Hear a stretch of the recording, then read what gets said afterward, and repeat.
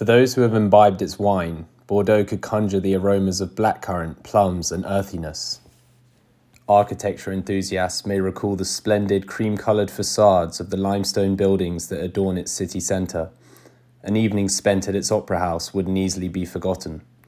Yet underneath this charming assortment of cultural attractions lurks a murky past that, like France's national motto, liberté, égalité, fraternité, is replete with contradictions and compromise, smoothed over by the regenerative power of declaring a new republic.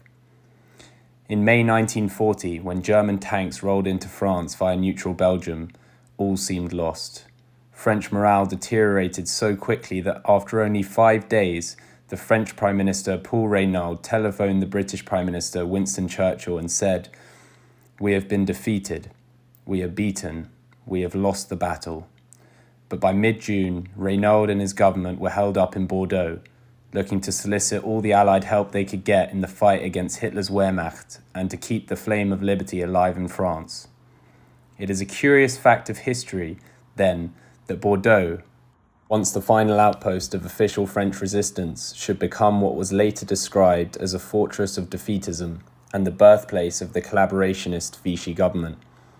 The France that crumbled upon invasion was a nation at war with itself, still railing from the societal sores opened up by the Dreyfus affair and the devastation inflicted by World War I, not to mention old cleavages dating back to the Revolution.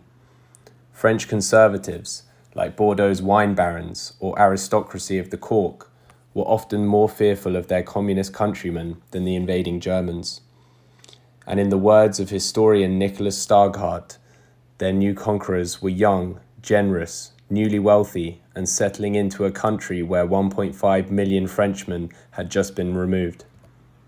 Apart from the minority in the resistance, most Frenchmen just wanted to get on with life, doing their best to feed themselves and their families while forking out food and finance to the increasingly insatiable and overextended German war machine. So conditions were ripe for collaboration, and some were more enthusiastic than others. Enter Maurice Papon, a nimble, efficient, and highly ambitious bureaucrat who served as the Secretary General of Police in Bordeaux during the war. He was the man tasked with rounding up and deporting the district's Jewish population, largely from Bibliothèque, the city's financial district.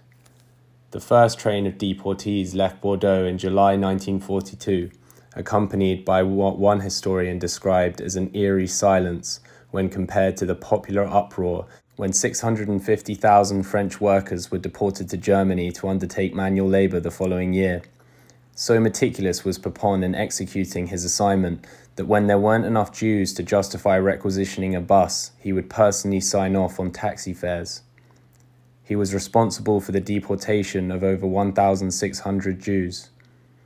Papon's ignominious wartime record was no barrier to his career in the years that followed. He was awarded the Legion of Honor, the most important and prestigious award the French state can bestow, by President Charles de Gaulle in 1961, and following a string of promotions, became Minister of the Budget from 1978 to 81. In a way, his case is so interesting not because of its uniqueness, but because of how decidedly commonplace people like Papon were, and how illustrative it is of France's experience, both during and after the war.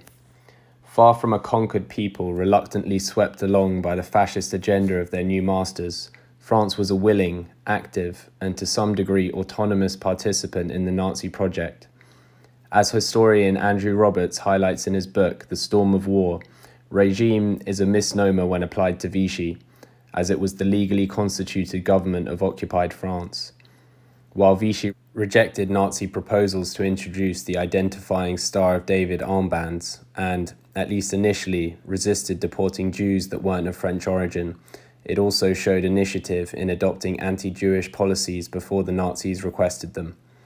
It was thanks to the enthusiastic compliance of Vichy and those, like Papon, who served it, that, as historian Tony Judt notes in his landmark book Post-War, A History of Europe Since 1945, most of the Jewish deportees from France never saw a foreign uniform until they were handed over to the Germans for final shipment to Auschwitz from the train yards at Drancy, north of Paris. This is a fact that post-war France was reluctant to grapple with.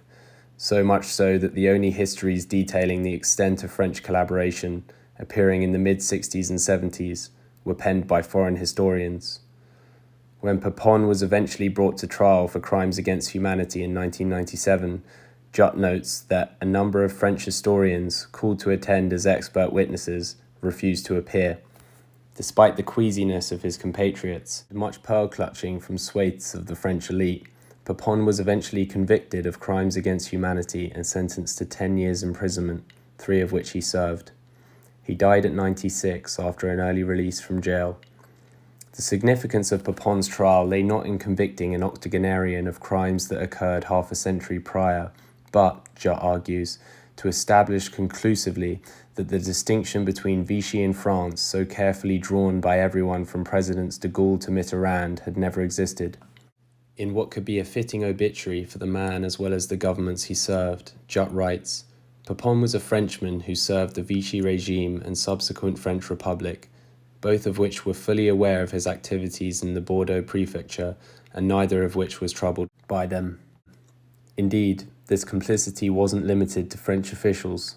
As late as 1953, the citizens of Bordeaux found no objection with casting their vote in municipal elections for Adrien Marquet, the city's openly fascist former mayor. In his book France and the Nazis, American journalist Adam Nossiter notes that during the war, this well-tailored dentist with a short moustache had complained to the SS that Vichy was full of Jews. Clearly the ethnic cleansing, or de-Judification of France, could not happen fast enough for Bordeaux's mayor. Excepting the odious Julius Streicher, it is hard to recall another individual for whom Nazi anti-Semitism was too middle of the road. Marquet's trial and conviction for services to Vichy in 1940 is telling, coming as it did before his election victory and attended, as it was, by a number of Bordeaux's important personages. Perhaps more damning from the city's perspective is his lawyer's argument, relayed by Nossiter, that the entire city of Bordeaux understood and accepted this man. It is understandable that emerging from World War II, battered, bruised and humiliated, France's new president and national saviour, Charles de Gaulle, crafted a convenient post-war myth, one where both French helplessness and resistance at the hands of a brutal occupying force feature prominently. And as Alan Judd wrote in the Sunday Times, we who have not known hunger have no idea how empty bellies debilitate and dominate, and should therefore refrain from passing judgment. But the ease with which a state, a region, even a person can morph from one thing to another, aided by a selective memory, should give us pause for thought.